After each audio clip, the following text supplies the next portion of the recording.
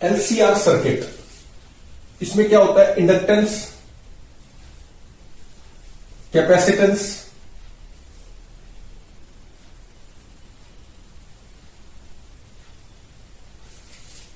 और रेसिस्टेंस, ये हो गया alternating voltage source. V is equal to V naught sine omega t दे दिया। L C R, find I t, VLT, VCT and impedance Z, VRT। Impedance Z भी बताना है, तो कैसे करेंगे? फेजर अगर बनाए तो इस डायरेक्शन में हो गया आई नॉट, कॉमन करंट सब में जाएगा, तो V naught R, V R naught कितना हो गया, V R naught is I not into R. अच्छा, ये हो जाएगा इंडक्टेंस के लिए V L naught, I not into XL. ये हो गया VCR, VC naught, I not into XC। अब केस 1 हो सकता है कि XL ग्रेटर देन XC हो। XL ग्रेटर देन XC होगा तो क्या बनेगा, फेजर डायग्राम कैसे बन जाएगा?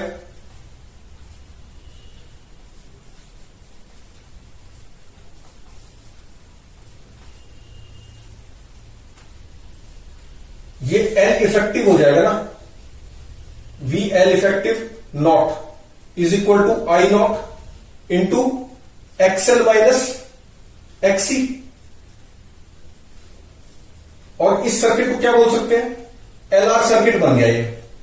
This is original circuit becomes LR circuit. अच्छा, अब इसमें जो V, ये V नॉट होगा, V नॉट, LR सर्किट में V नॉट ऐसे होता है, ये मान लो थीटा है, तो टेन थीटा कितना हो गया, VL effective not upon VR not, I not XL minus XC upon में आई नॉट R, तो थीटा आ गया tan inverse XL minus XC upon R, ये आ गया। अच्छा, ये टेन थीटा आ गया। अच्छा, V नॉट कितना हो जाएगा, V नॉट, ये this is of circuit, V not किसका है, सर्किट का, तो V not is resultant of VL effective का स्क्वायर प्लस VR नॉट का स्क्वायर, तो कितना आ जाएगा, I not into under root of VL not कितना, XL माइनस XC का whole square, R square plus XL minus XC का whole square, ये आ गया। तो ये क्या हो गया, Z ये हो गया हमारा, this is Z, impedance Z is equal to V naught upon I naught, that is equal to under root of R square plus XL minus XC का होल स्क्वायर। तो इंपीडेंस Z हमने find कर लिया, Z is this, Z कितना आ गया, XL under root of R square plus XL minus XC का whole square, और टेन अल्फा कितना आ गया, या theta XL minus XC by R। अब हम लिख सकते हैं IT, करंट टाइम T पे लिखूंगा अगर मैं, तो अब फेजर को देखो, करंट इधर है पीक, और वोल्टेज भी, ये वोल्टेज किधर है, ये देखो करंट इधर है, वोल्टेज ये वाली है, तो वोल्टेज से करंट क्या है, पीछे है, कितना, थीटा, तो ये कितना हो जाएगा, आई नॉट तो लगाते ही है, तो साइन इससे पीछे है ना थीटा, वोल्टेज से, तो ओमेगा टी माइनस थीटा हो जाएगा। अब इसको क्या लिख सकते हैं, आई नॉट को, क्योंकि आई नॉट तो है नहीं क्वेश्चन में, तो वी नॉट है, तो आई नॉट किसके इक्वल होता है, वी नॉट बाय जेड के, वी नॉट बाय जेड, और जेड किसके इक्वल है, जेड को ये पुट कर देना, ठीक, तो V not by Z sine omega T minus theta किसके इक्वल हो गया, tan inverse XL minus XC upon R, ये आ गया current at any time t. तो ये पार्ट हो गया, ये हो गया। वीएलटी कैसे निकालेंगे?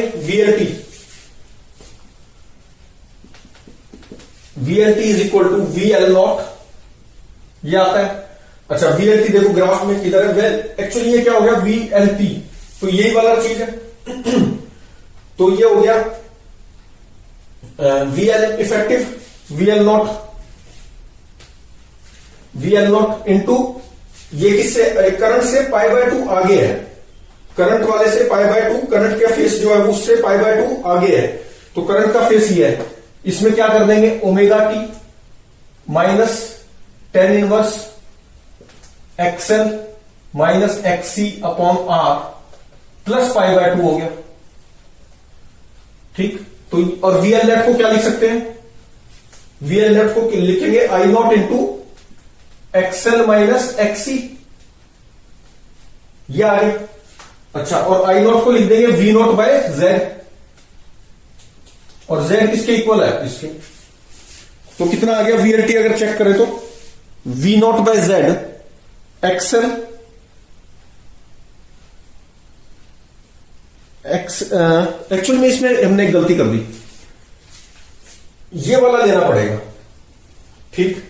ये तो हमने रिजल्टेंट बना लिया ना, ये तो रिजल्ट, तो वी एल जब लिख रहे हैं इसके अक्रॉस, तो यहां क्या लिखेंगे वी एल नॉट ही लेना पड़ेगा। यहां क्या था वी एल नॉट, और वी एल नॉट किसके इक्वल है, आई नॉट इंटू एक्सएल के, एक्सएल आई नॉट किसके इक्वल है वी नॉट बाय जेड के, तो V not by Z into XL हो गया। क्योंकि इसके अक्रॉस लिख रहे हैं ना, ये तो एक रिजल्टेंट सर्किट, इसमें ये थीटा के लिए इफेक्टिव है, बेसिकली ये किसके लिए इफेक्टिव है, रिजल्टेंट वी नॉट शो कर पाए और थीटा कर पाए, इसके लिए ये इफेक्टिव था। लेकिन वीएल इसके अक्रॉस वोल्टेज लिखनी इसी से लिखी जाएगी, और कैपेसिटर के अक्रॉस लिखनी वो इससे लिखी जाएगी। अच्छा अब वीसीटी वोल्टेज अक्रॉस कैपेसिटर कितना हो जाएगा वीसी नॉट साइन, अब ये कैपेसिटर वाला क्या है, करंट वाले से पाई बाय 2 पीछे है, तो माइनस पाई बाय 2 हो जाएगा, omega T minus XL tan inverse XL minus XC upon में आर दिस, और माइनस पाई बाय 2 आ गया, कितना आ गया माइनस पाई बाय 2। तो वीएलटी कितना हो गया V not by Z XL omega T minus this, और कैपेसिटर के लिए माइनस पाई बाय 2 है, और इंडक्टर के लिए प्लस पाई बाय 2 है, ठीक। तो और वीआरटी लिखेंगे तो क्या लिखेंगे वीआरटी तो रह गया ये वाला, तो VRT is equal to V R not, और वीआरटी किधर है इस डायरेक्शन में, तो आई नॉट वाला ही आ जाएगा फिर sine omega T minus tan inverse XL minus XR upon R. V R naught को क्या लिख सकते हैं आई नॉट इंटू आर, और आई नॉट क्या लिखेंगे वी नॉट बाय जेड, तो V not by Z into R sine omega T minus tan inverse XL minus XC by R, तो सारे हो गए। अच्छा इस तरह से हमने सब लिख लिए। ये था केस हमारा एक्सएल ग्रेटर देन एक्सी का। अब किसका, अब हमने ले लिया XC greater than XR, XC greater than XR, इसमें क्या हो जाएगा ये हो गया वी नॉट, अब इसमें इस तरफ आ जाएगा ये हो गया आई नॉट, और आई नॉट भी इधर ही है, और वी आर नॉट भी है, ठीक। और ये कितना हो गया वीसी नॉट, वीसी इफेक्टिव लिखना पड़ेगा इसको, वीसी इफेक्टिव नॉट, और यहां पर आएगा वी नॉट, सर्किट का है ये थीटा हो गया, और वीसी इफेक्टिव इधर आ गया, ये किसके इक्वल है I not into XC minus XR के इक्वल हो गया ये, एक्सी माइनस एक्सएल, ये नेट इधर आ गया, और ये वी नॉट कौन सा है सर्किट वाला। तो अब इसमें जो हम आई नॉट लिखेंगे, आई लिखेंगे मतलब आई एट टाइम टी, तो क्या हो जाएगा आई नॉट को लिख देना वी नॉट बाय जेड और साइन, अब ये जो v था वोल्टेज था वी नॉट साइन ओमेगा था ना ये, तो इसमें क्या लिखेंगे V naught sorry sine omega T था ना, तो ओमेगा टी माइनस थीटा हो जाएगा। अब ये वहां क्या हो रहा था, वहां पर ये ऐसे वोल्टेज से करंट क्या था पीछे था, तो माइनस थीटा था, यहां क्या हो जाएगा प्लस थीटा, क्योंकि वोल्टेज से देखो थीटा आगे है, ये है ना करंट, ये करंट पीक वैल्यू देखो वोल्टेज से आगे है, तो यहां क्या हो जाएगा थीटा आगे है तो प्लस थीटा हो गया, और थीटा किसके इक्वल है tan inverse XL minus XC by, अब यहां पर थीटा किसके इक्वल है, theta is equal to tan inverse XC minus XL हो जाएगा, XC minus XL upon R. तो अब ये खुद से तुम ट्राई करना, एक आईटी का तो मैंने बता ही दिया, तो इसका कैसे लिख दोगे, करंट वाले से पाई बाय 2 ये क्या हो जाएगा पीछे, वहां पर क्या था आगे था, अच्छा ये तो हो गया, और इसका ये देखो ना ये पाई बाय 2 किससे ये पीछे हो गया, जब इसका लिखोगे तो पीछे हो जाएगा, आई नॉट एक्सी लिखेंगे और साइन में क्या आ जाएगा, मतलब जब V C at any time T is V C naught, I naught XC हो जाएगा, ये आई नॉट को लिख दो V not by Z XC, और साइन जो करंट वाला है, करंट वाला थीटा को यहां लिख देंगे, तो करंट वाले से क्या हो जाएगा ये पाई बाय 2 सब्ट्रैक्ट कर दो इसको, omega T plus theta minus pi by 2, theta की वैल्यू क्या है tan inverse XC minus XL by R, ये पुट कर देंगे। अच्छा तो वीसीटी हो गया, वीआरटी भी हो जाएगा, और वीआरटी और ये वीआरटी हो गया, वीसीटी हो गया, वीआरटी वीसीटी वीएलटी, वीएलटी में लिखोगे तो वो प्लस पाई बाय 2 ऐड हो जाएगा, वीसीटी के लिए क्या होगा सब्ट्रैक्ट हो जाएगा, वीएलटी के लिए ऐड हो जाएगा, वीआरटी का सेम रहेगा करंट वाला ही, खुद से ट्राई करना इजीली हो जाएगा। अच्छा और देखो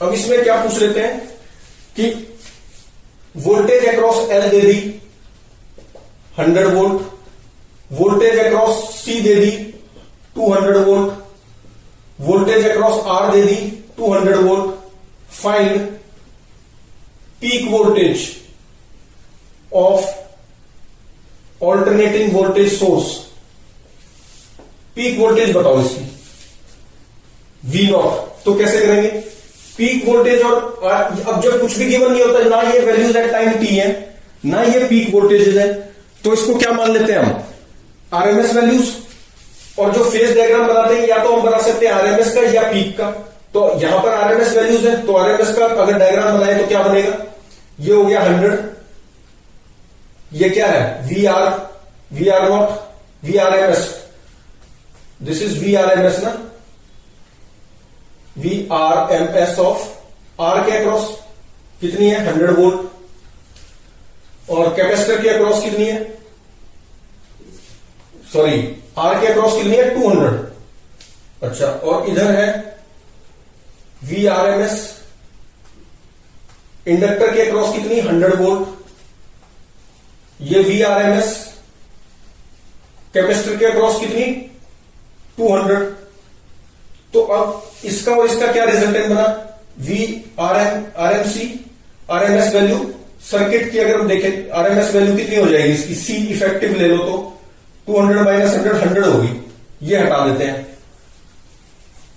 ये 100 होगी 100 वोल्ट, तो रिजल्टेंट इधर आएगा वी आरएमएस ऑफ सर्किट, ये सर्किट का है, resultant of resistance and RMS of C effective, तो वी आरएमएस कितना हो गया, V RMS of circuit is equal to under root of 100 का स्क्वायर प्लस 200 का स्क्वायर, अगर इसमें हम 100 स्क्वायर कॉमन ले तो क्या आएगा 1 प्लस 2 का स्क्वायर, तो कितना हो गया 100 रूट 5, अच्छा और ये हम रिलेशन जानते हैं कि peak voltage of circuit upon में root 2 is equal to V RMS of circuit, V RMS of circuit हमने निकाल लिया 100 रूट 5, तो यहां से V peak voltage of circuit कितनी आ गई 100√10 वोल्ट। ये आंसर हो गया। यही पूछा था peak voltage, peak of alternating voltage source, तो वो यही है सर्किट का पीक वोल्टेज 100√10 वोल्ट आ गया। 100 इंटू √10 वोल्ट। अच्छा, इसमें एक टॉपिक और आता है थोड़ा सा। आई नॉट हमारा क्या आया है, जो पीक करंट आया था वो किसके इक्वल था? आई नॉट किसके इक्वल था? वी नॉट बाय जेड के। वी नॉट बाय जेड, और जेड किसके इक्वल है? Impedance R² plus XL minus XC, इसका स्क्वायर, यही है Z। अब इसमें क्या होगा कि XL की वैल्यू कितनी होती है? अगर हम इसको देखें तो V naught upon R² plus XL को लिख दिया मैंने omega L minus 1 by omega C, और इस सारे का स्क्वायर हो गया। ये हो गया आई, ये पीक वोल्टेज होगी, पीक करंट हो गया सर्किट का V नॉट बाय Z करके। अच्छा, अब अगर हम इसको ध्यान से देखें तो ये ओमेगा क्या होता था? एंगुलर फ्रीक्वेंसी होती थी, और ये किसके इक्वल होती है? 2πf। और इंडिया में जो फ्रीक्वेंसी किसकी है, टरबाइन जो घूमता है एसी प्रोड्यूस करते वक्त, वो 50 हर्ट्ज होती थी पर सेकेंड। तो 2π into 50 that is 100 pi radian per second. Angular velocity बोल सकते हैं इसको, एंगुलर फ्रीक्वेंसी भी बोल देते हैं। तो ये होती है इंडिया में। तो लेकिन अगर हम इस रिलेशन को देखें तो ओमेगा को अगर मैं चेंज करूं तो पीक वैल्यू ऑफ करंट जो है सर्किट की वो चेंज हो जाती है। By changing the angular frequency omega we can change the peak value of the current of the circuit. Peak value of current change हो जाती है। अच्छा, अब ये पीक वैल्यू मैक्सिमम कब होगी? I not max occurs when omega L is equal to 1 by omega C. मतलब कि ये डिनोमिनेटर मिनिमम होगा तभी तो ये मैक्सिमम होगा, और ये मिनिमम कब होगा? जब ये चीज जीरो हो, क्योंकि ये तो हमेशा पॉजिटिव आएगी, कुछ जुड़ेगी तो डिनोमिनेटर बढ़ेगा, डिनोमिनेटर बढ़ेगा तो ये चीज कम हो जाएगी। ये मैक्सिमम होने के लिए ये जीरो होना चाहिए। ये जीरो होगा मतलब कि दिस इक्वल टू दिस, तो यहां से क्या आ गया? This implies that omega is equal to 1 by root L C. तो जो एल की वैल्यू है 2 हेनरी, ये फेरेड की कुछ वैल्यू होगी, तो ओमेगा क्या होगा? अगर ओमेगा जो 2πf करके हमने निकाला, मतलब ओमेगा जो है ये 100 पाई जो हम नॉर्मली देते हैं, अगर उसको चेंज कर दें, मतलब कि फ्रीक्वेंसी बेसिकली चेंज कर दें, और वो इस हिसाब से सेट कर दें कि ओमेगा की वैल्यू आ जाए 1 बाय रूट एल सी। ठीक इस तरह से फ्रीक्वेंसी को घुमाए कि ओमेगा की वैल्यू किसके इक्वल आ गई? 1 बाय रूट एल सी के। अगर ऐसा हो जाता है तो पीक वैल्यू ऑफ करंट उस वक्त हमें क्या होगी? मैक्सिमम वैल्यू मिलेगी। जो पीक वैल्यू है करंट की वो मैक्सिमम मिलेगी। और इस सर्किट को क्या बोलेंगे? जब omega equal to 1 by root L C कर देते हैं और पीक वैल्यू मिलेगी, तो ये सर्किट हमारा प्योर रेसिस्टिव सर्किट हो जाता है। Pure resistive circuit. क्यों? क्योंकि ये क्या है? एक्सएल है, और ये क्या है? एक्सी है। तो एक्सएल इक्वल टू एक्सी हो गया, तो ये चीज क्या होगी? जीरो। तो पीक वैल्यू ऑफ इसमें क्या हो गया? वी नॉट बाय आर आ गया खाली। तो आई नॉट मैक्स क्या होगा? आई नॉट मैक्स की वैल्यू कितनी होगी? V not by R. Maximum current मिल गया जब प्योर रेसिस्टिव सर्किट है। प्योर रेसिस्टिव कैसे हो गया? क्योंकि जैसे हमने किया था कि भाई इधर था ये एक्सएल की वजह से आई नॉट एक्सएल, ये था आई नॉट एक्सी, और एक्सएल और ये इक्वल ही हो गया एक्सएल एक्सी के, तो ये तो फिर कैंसिल ही हो गया ना एल का रोल रहा ना सी का रहा, सिर्फ रेसिस्टेंस का रहा। आई इधर रहा, वी आर नॉट इधर रहा। तो प्योर रेसिस्टिव सर्किट हो गया ये। प्योर रेसिस्टिव सर्किट में जो पीक वैल्यू ऑफ करंट है वो मैक्सिमम होती है, और कितनी वैल्यू है इसकी? V not by R. और इस सर्किट को क्या बोल देते हैं? रेजोनेंट सर्किट, या रेजोनेंट सर्किट बोल देते हैं इसको। और इस फ्रीक्वेंसी को क्या बोल देते हैं? Resonant frequency. जिस फ्रीक्वेंसी पे हमें आई नॉट जो पीक वैल्यू ऑफ करंट वो मैक्सिमम मिले, उस फ्रीक्वेंसी को क्या बोलते हैं? रेजोनेंट फ्रीक्वेंसी या natural frequency of circuit. Resonant frequency of circuit या नेचुरल फ्रीक्वेंसी ऑफ सर्किट बोलते हैं, जिसपे peak value of current maximum मिले। इसको क्या बोलते हैं? रेजोनेंट फ्रीक्वेंसी या नेचुरल फ्रीक्वेंसी। और इस सर्किट को क्या बोल देंगे? प्योर रेसिस्टिव सर्किट जो रह गया हमारा, एक्सएल इक्वल टू एक्ससी होने के कारण प्योर रेसिस्टिव सर्किट रह गया। इस सर्किट को क्या बोल देते हैं? Resonant circuit. Circuit is said to be in resonant circuit. नहीं, जब पीक वैल्यू मिलेगी, जब ओमेगा की ये वैल्यू आज ले लेंगे तो ये सर्किट क्या हो जाएगा? The circuit is said to be in resonance. इस सर्किट को हम क्या कहेंगे कि सर्किट किसमें है? रेजोनेंस में। तो अगर ग्राफ अगर हम प्लॉट करें पीक वैल्यू ऑफ करंट का अगेंस्ट ओमेगा तो कैसे आएगा? ये पीक वैल्यू ऑफ करंट ले ली, ये ओमेगा ले लिया, तो ये ऐसे आता है ग्राफ। तो मैक्सिमम वैल्यू कब मिली हमें? This value is V not by R. V not by R, इस पर क्या होता है? जेड इक्वल टू आर हो जाता है। अच्छा, और ये किस ओमेगा पे मिलेगी? when omega is equal to 1 by root LC। This frequency को क्या बोलते हैं? रेजोनेंट फ्रीक्वेंसी या natural frequency of the circuit. और सर्किट कैसा हो गया? Reduce to pure resistive circuit. और maximum value of peak value of current कितनी है? V not by R at this resonant frequency और natural frequency of the circuit. और resonant frequency की वैल्यू कितनी है? 1 by root LC। इस पर हमें पीक वैल्यू जो करंट की होती है वो मैक्सिमम मिलेगी, that is equal to V not by R. I hope आपको समझ में आया। अब नेक्स्ट वीडियो में हम करेंगे एलसीआर सीरीज सर्किट जो यूज होता है रेडियो ट्यूनिंग में। LCR series circuit used in radio tuning next video में करेंगे ये वाला टॉपिक।